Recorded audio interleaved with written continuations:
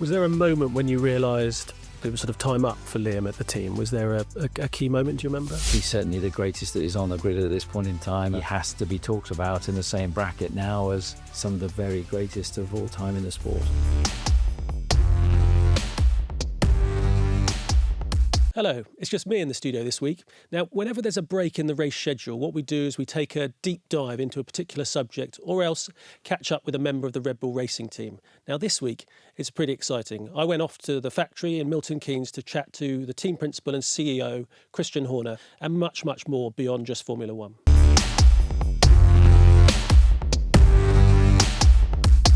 So I guess season so far, we're 5 races in. How do you assess what's happened so far? Obviously, quite a bit's happened in the first 5 races, but I mean, the statistics of it are a second, a fourth, a sixth, and another second place and 2 pole positions.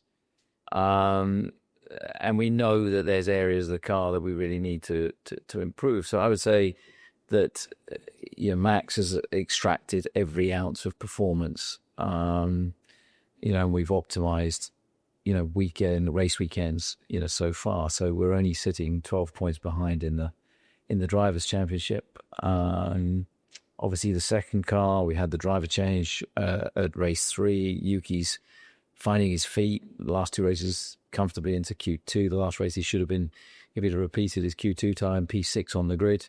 Unlucky with a racing incident, I would say, on the first lap. But I think, that performance is going to start to come with him now. So lots to do, but a lot of positives to take out of the first 5 races as well. So what about Jeddah? Are you feeling still a bit miffed about how that played out with the penalty for Max, or?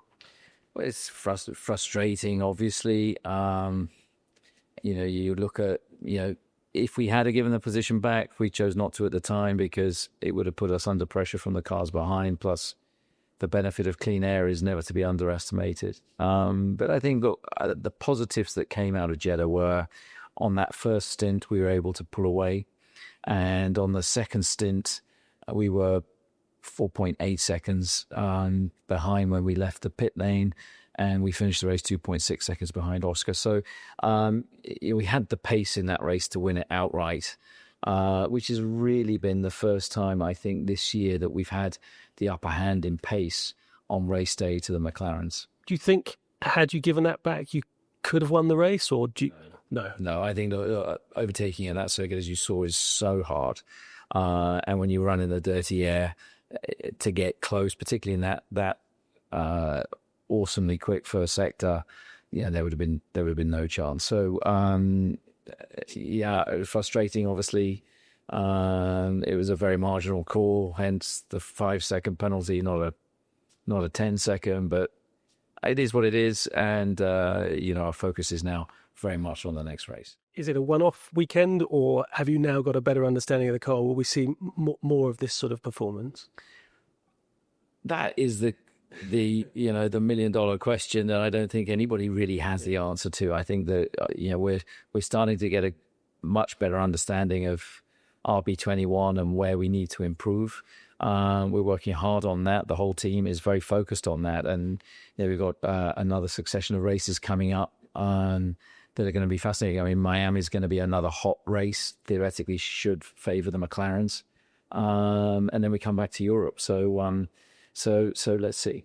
Has it been a head-scratcher of a car? I think for the engineering team, it has been a head-scratcher, and they've done a great job in perfecting setups over the weekend and really making progress. But it's been a lot bigger changes than we've historically been used to over the last few years to get to that point. So the car has been a little bit of a diva so far this season, but hopefully as we're getting to know each other better and updates start to subtly appear on the car over the coming races, we'll be able to have a more predictable car and better balance. Is it a good enough car to give Max that 5th world title? Because I know that's been the ambition from the start of the season.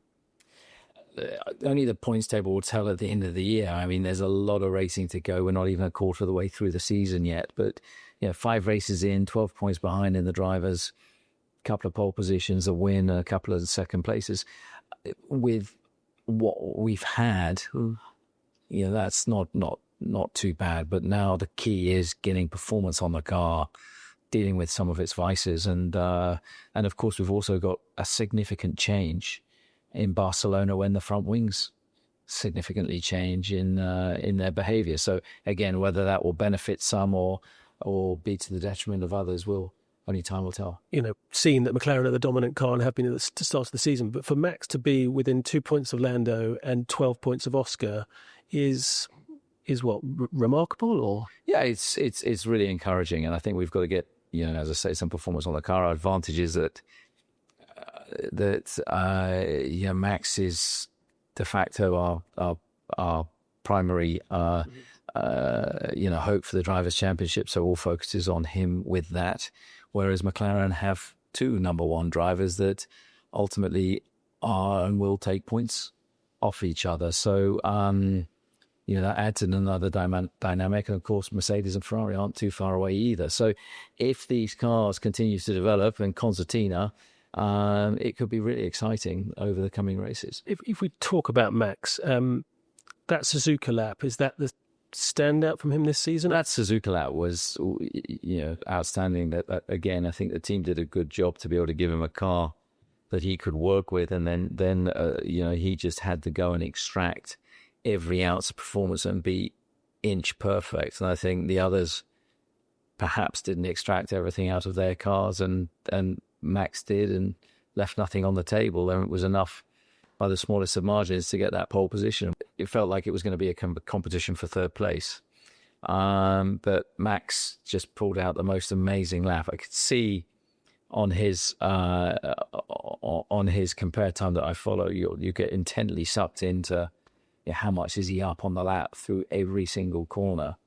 And he came down to Spoon, and he absolutely nailed it. And then you can see the compare time, he's gaining 10th and a half, 2/10 on his previous lap, and you're looking at, okay, if he can hang on to this, then there's a sniff of a front row here. It's going to be close, and you're watching that compare time, and it loses 100th on the straight, and then he absolutely nailed the last chicane, and found another I think 3/4 of a tenth of a second there, had a good exit, kept it tight to the line, and by the narrowest of margins was good enough to get the pole. For me, watching him drive the car is a little bit like Roger Federer at the top of his game, hitting a tennis ball. He does it with such precision and timing. Again, you watch that first sector in Jeddah, and we're seeing a driver, and it's such a joy to watch and see, totally at one, totally confident in himself, and extracting every ounce of performance, and his timing and accuracy has been outstanding. Is Max the greatest driver you've had for this team? Yes. Yeah. Yes, I mean, we've been blessed to have some very talented drivers here, and of course a 4-time world champion in Sebastian Vettel, but I think Max even takes it a step further than that. And is he the greatest ever in Formula One for you? I think that's so difficult to judge. He's certainly the greatest that is on the grid at this point in time. I mean, how you compare generations, but he has to be talked about in the same bracket now as some of the very greatest of all time in the sport. Yeah, he's got all the capability to achieve many records, but it will depend on him, us giving him the tools to do the job, and how long he ultimately wants to stay in the sport. What did you make of him being sort of tight-lipped after the last race? Did you have sympathy, empathy for him in that situation? I thought he showed great maturity, to be honest with you, because it's the hardest thing in the world. These guys jump out of the cars, they're full of emotion, full of adrenaline, and they get around the microphone under their nose. Again, it just showed real maturity, that it was like taking a breath. And I'm not going to expose myself to criticism here. So I completely understood it. Are you confident he'll stay here? Obviously, he's your jewel in your crown that you want to keep him. But Max is a huge part of our team, and he's very much enmeshed in everything that we're doing development-wise. There's an awful lot of noise externally. Sometimes we wonder where on earth that comes from, because there is not the same noise internally. Max has got his head down. He's fully committed. He's voiced that commitment to the team, to all the leadership within the team, and everybody's just focused on improving the car and competing, for the World Championship. So yes, where the headlines come from is sometimes difficult to understand. So he'll be here driving for Red Bull next season. Yeah. He's got a contract until 2028. Of course, if we can't deliver him a competitive car, inevitably then questions, he'll raise questions about that. But he's absolutely committed. This team has provided him with a car that won 64 or 65 Grand Prix so far, 4 World Championships, and he enjoys working with the people. He has a great relationship, with the team, the engineering staff, and we're all in it together at the end of the day. And as a team, you win together, you lose together, and you stick together. I just wanted to talk about Yuki.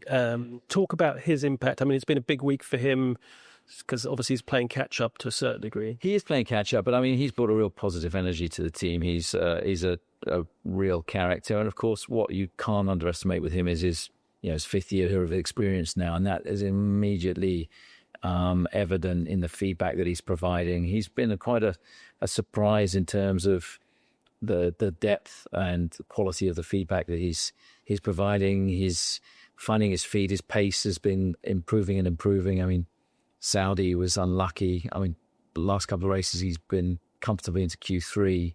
If he'd have repeated his Q2 time in Q3, he would have been 6th on the grid. And a racing incident on the first lap was unlucky for him, but otherwise he would have had a competitive race. So he's finding his way. He's endearing himself to the staff and the team with his games of ping pong, just before qualifying and the race, and his obsession with all types of food. He came and spoke to the factory the other day and was recommending restaurants in Milton Keynes for certain types of seafood, which was unexpected. But he's quick, and he's very, very determined, and he, I think, he'll deliver some good results for us, I'm sure, as the season progresses. Do you wish you'd gone with him from the off? Hindsight is a wonderful thing. I think had the car been easier, it would have been easier for Liam.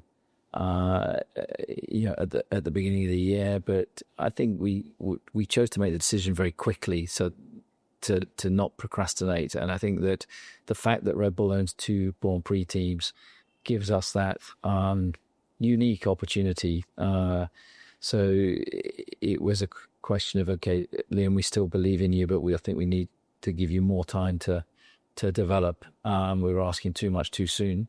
And in Yuki, he has that experience. So allowing Liam to continue his career and development in what is a strong car at Racing Bulls,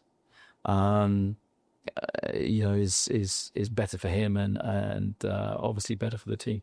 Was there a moment when you realised it was sort of time up for Liam at the team? Was there a key moment? Do you remember? I think just seeing him. It was he'd had a very difficult Australian weekend. China, it seemed to be in a bit of a spiral, and you could see that it was becoming an awful lot for him, and everybody noticed that. And I think that it was a question of, right, okay, let's stop this before it becomes too much. And it's obviously a very difficult decision to make, because you're taking away someone's dreams and hopes. But as I say, we've got that unique situation to say, look, this isn't the end of your Grand Prix career. We're going to switch you from between the two teams and to continue to develop and build your experience in Formula One. Have you been impressed how he's responded? Because that could have been a real dent to the confidence. Yeah, I think he's responded very maturely. He's finding his feet. He's got a tough teammate in Isaac Hadjar, who's doing a very impressive job. Was arguably perhaps the most impressive of the rookies, so far this year. But I think he's finding his feet and starting to find his form. With family, are your kids all into Formula One, or are they not interested in what Dad does? No, they're getting. You know what? I have a soon-to-be 19-year-old that's at university, a daughter, and then my 11-year-old daughter is an enormous Charles Leclerc fan. Oh wow! Was that just to wind you up? Well, she's crushing on him. I mean, she even has her as her screensaver on her telephone. And I mean, she loves R2 drivers as well. But then my younger son, Monty, he's very much more into the mechanical side. I mean, that he loves that side of things, but knows he's a future engineer for the team. Really, every single driver on the grid. I mean, he was determined to get Esteban Ocon's signature in Bahrain recently. Who graciously gave him the time to sign his number plate. But they follow the sport and of course they've grown up. They don't know anything different. Does he mind? Do they mind the occasionally fruity language from Dad when he's on Drive to Survive, or is that in the heat of the moment? It's understandable. I'm sure the younger two really watch it. It's interesting. My elder daughter, of course, all her friends now. Formula One appeals to that fan base. And of course, you have to remember that Drive to Survive is a TV show, a heavily edited one. So yes, the personalities that are reflected in Drive to Survive aren't always reflective of real life. Yeah, but it's great. It's great viewing nonetheless, isn't it?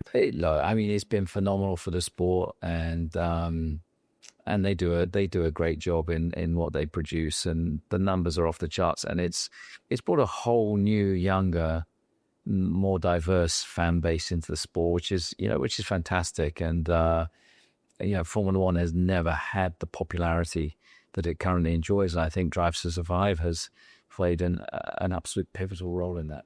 It's weird that it's turned you into celebrity. I was thinking when I was out in Australia, you see the drivers come in and much adulation, but the team bosses now get it as well.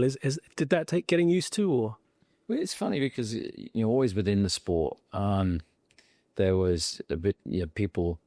If you're in a high profile role, they knew who and what you are. I think this is now transgressed into a much wider global situation now that the customs guys in the US even know who you are now. 7 or 8 years ago, they wouldn't have had a clue, who you are. And if I traveled with my wife, then they know who she was. But then, now that you do that guy off the TV show, you look, you're much shorter in real. So easy to hurt. So yeah, I mean, it's amazing, but it's, and you have to be grateful as well that there is that interest in the sport, because without it, there wouldn't be 2,000 people here. It's the fans that drive this business and the sport globally. So, I will always take the time to give somebody a selfie if they're after it, because without them, we don't exist. Who's more famous then, you or your wife these days? Are you overtaking? No, there's no competition on that. Occasionally, it's funny when they ask her to take the picture, though. She doesn't mind that, does she? She doesn't mind at all. I mean, she's busy. She's busy with her book at the moment on tour, and but again, she's gets the races that she can, and always very supportive. There's a bizarre overlap between your racing career and your wife's music career in terms of car livery, isn't that right? This is going back to 1996, where I had a sponsor that made confectionery cakes and birthday cakes, and they signed 2 licensing deals. One with the Beano and Dennis the Menace, and the other was with a new girl band. And the owner of the company said to me, "Look, we've got these 2 licensing deals. We'd like you to put Dennis the Menace on the car because we don't know how the other one's going to go." And of course, they were supplying cakes to all the major supermarket chains. And of course, every young girl wanted to have a Spice Girl cake, and so or birthday cake. So that indirectly funded my career and Dennis the Menace being on my car. Oh, I love it. There was to be a race on the racetrack between team principals. Who would be the Grand Prix winner? In what kind of car? Well, you tell me. Well, I wouldn't mind. I mean, the problem is probably most of the team principals fancy themselves as drivers, or think that they are drivers. It would be a fun thing to do. Maybe we should do it. The only way to find out is to have a race. Would you fancy your chances among the team principals? You'd certainly be in the top 10, but yeah. Who knows? Who knows? Maybe we should. Maybe Stefano should set up a race sometime. It's a Drive to Survive episode in its own right. I wonder if there was a team principal you'd most like to go out for dinner with, take out for dinner. Would there be a pick for you? I mean, it's good to have Flavio back in the paddock. He's a character. I mean, if you can understand a word that he's saying.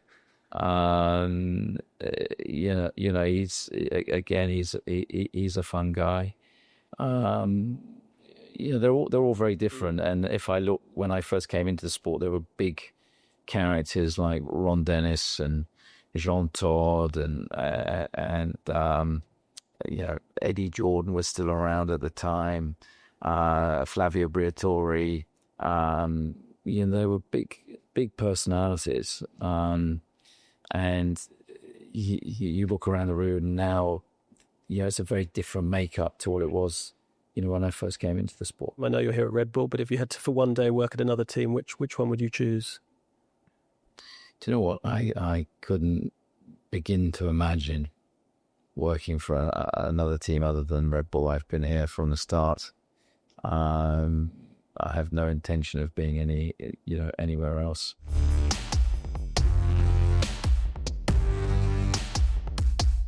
Thanks very much for that, Christian. That was a great chat, and I hope everyone listening enjoyed our conversation too. So the next race on the F1 calendar is the Miami Grand Prix on Sunday the 4th of May, and I'm lucky enough to be in attendance. Now, Rick has kindly challenged me to slip in some American phrases when I'm chatting to people at the Red Bull team. So hopefully I get away with it, but wish me luck. As for Chugi, I'm not sure that's making it there. Remember, there are never any stupid questions on this podcast, so get yours in, email us at theinsidetrack@bbc.com. And who knows, maybe we'll dedicate one of these deep dive episodes to your question. You can follow the show on Instagram and TikTok and watch us on YouTube. And the links are in the podcast show notes. The Inside Track is funded and made by BBC Studios, a commercial company that's wholly owned by the BBC. It's produced by Nick Thompson. Video editing and social media is by Georgina Revel. James Cook is the executive producer.